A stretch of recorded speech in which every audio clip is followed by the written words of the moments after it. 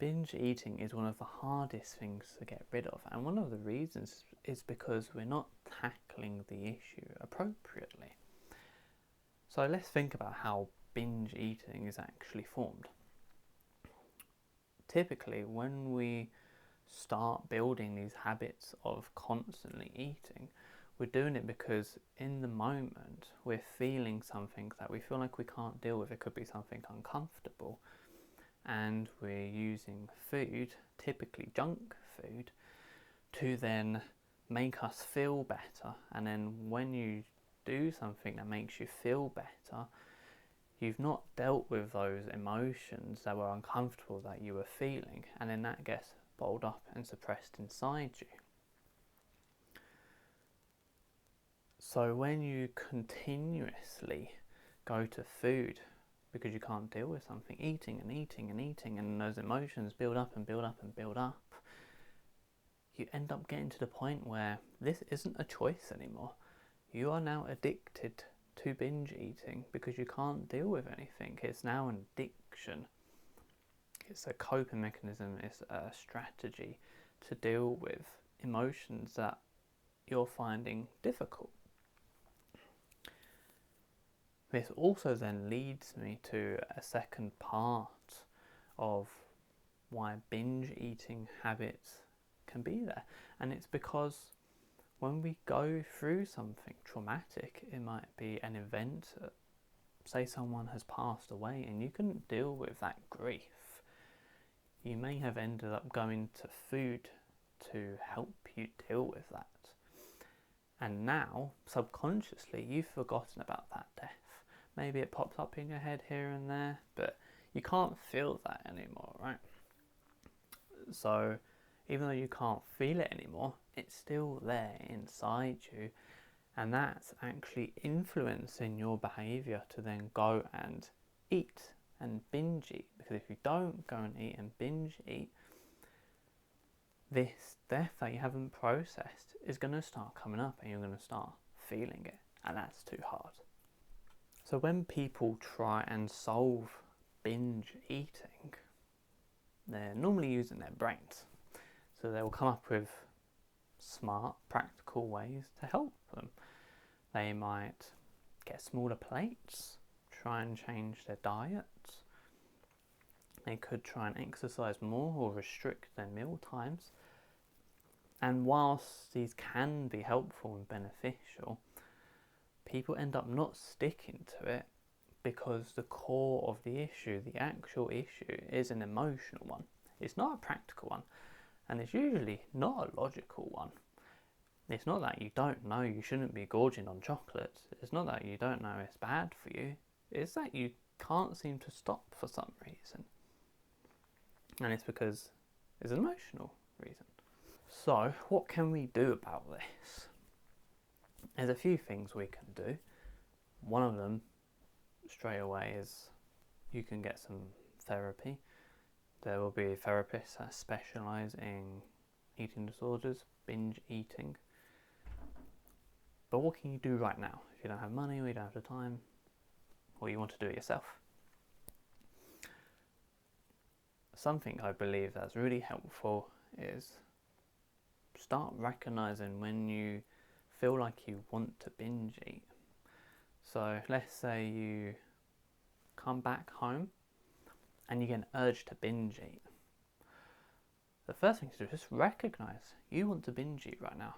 You don't even have to worry about where does it come from, why, should I do it? Just recognise it. And this can take a few weeks to months, depending on, how often you might binge eat. Depends on how often you're practicing to be aware if you feel like you're going to binge eat. And once you do this, this is the first step to just sit there and realise, okay, I feel like I want to binge eat. And chances are this is going to feel quite uncomfortable at first. And just sitting there and feeling that uncomfortability is really, really, really going to help, because it's going to give you time. It's going to give you space away from going straight to binge eating. You don't just get the thought and you go. It will give you a bit of space where, okay, I'm feeling like I could binge eat right now. And that's important because you need that awareness and that time to help you make decisions later on to not eat in the future. The second thing you can do is, once you're more used to catching yourself, or if you feel like you want to just do all the steps, that's completely fine, think about, what am I feeling right now? Are you feeling anything? Can you tell? Are you feeling anxious? Are you just purely just feeling like you need to eat food? Has something caused this? Have you had a stressful day? When did the binge eating pop up? Was it straight after an event? Did someone call you a name? Was it after you drove and you had a car crash? Or do you come back every day and you feel like you just need to binge eat? Do you binge eat on something in particular? Why?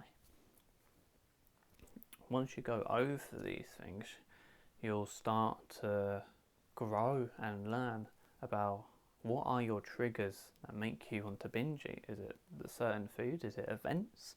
Is it stress? Like, what's going on there? This then leads me on to the third thing of, when you get these cravings, okay, now you can recognise it. Okay, I've got cravings, and now you have a bit of space to think. You can sit there with those cravings and you're not reaching out to them, and you can go back and think, okay, something triggered this. Oh, actually, I was feeling very stressed at work earlier and I had binge eating cravings then, or now that I'm thinking about it, the reason why I want to binge eat is because it's so stressful. I feel so stressed, and that day was so stressful. And now what you want to do is, you want to have this food, or particular food, like a curry, and it'll just make you feel so relaxed and so nice. So you've gotten to one of the potential triggers or causes of binge eating. Then the fourth thing you do is, once you've recognised that, think about just sitting there with that feeling of stress. Chances are you might not be able to do it. It might be too uncomfortable. But as you practice and practice, you'll learn that these feelings, they are uncomfortable, but you can deal with it, because that's the whole point, right? The whole point with binge eating is because we couldn't deal with these emotions, so now we're trying to train ourselves to be able to deal with these emotions and with these steps.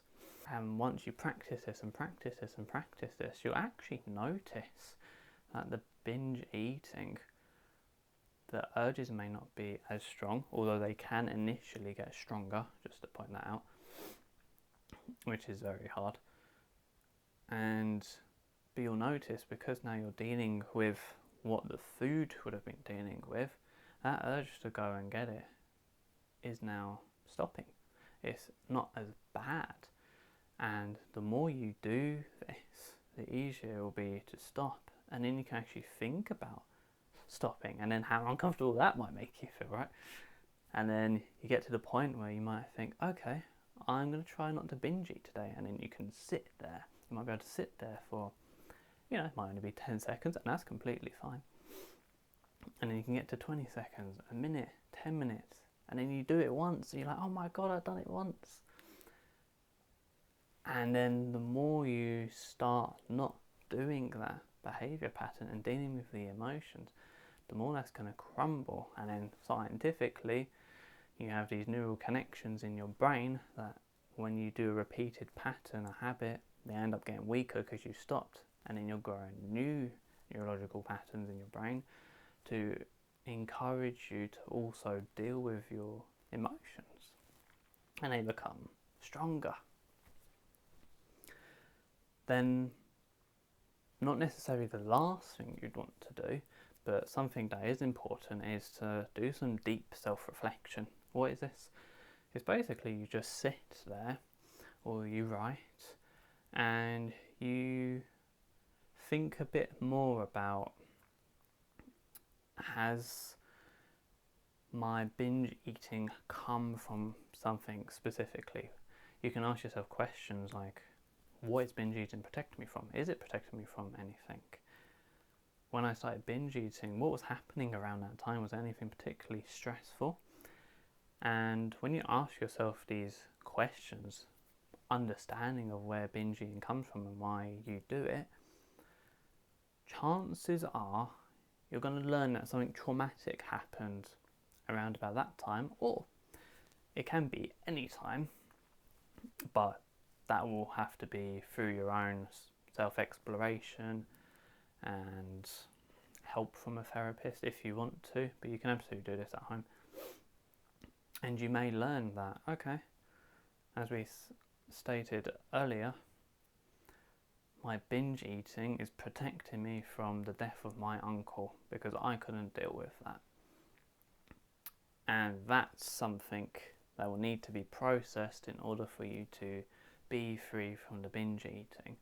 And you'll need to do both things. You'll need to process those emotions that you've forgotten about that are influencing you subconsciously, and you'll need to learn to process emotions as you go along day-to-day life, because the chances are you start binge eating about something and then you can start dealing with all sorts of stuff.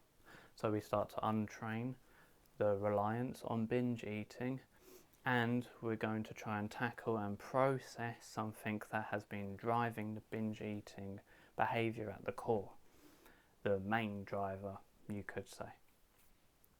And this whole process, whilst we're doing these two things, or if you happen to be just using it for like day-to-day, maybe more day-to-day life, these things can take months. And if you've got trauma, it can absolutely take years, depending on what it is and how much you're, diving into your emotions and exploring yourself, and if you're getting therapy or not getting therapy, and how skilled you are at processing emotions and all that sort of stuff. So it's something that's going to take time. It's going to be hard. You're going to feel like it's not quick enough, and that is all a part of the process. And yeah, let me know what you think, and yeah, I really hope it helped you. Bye bye.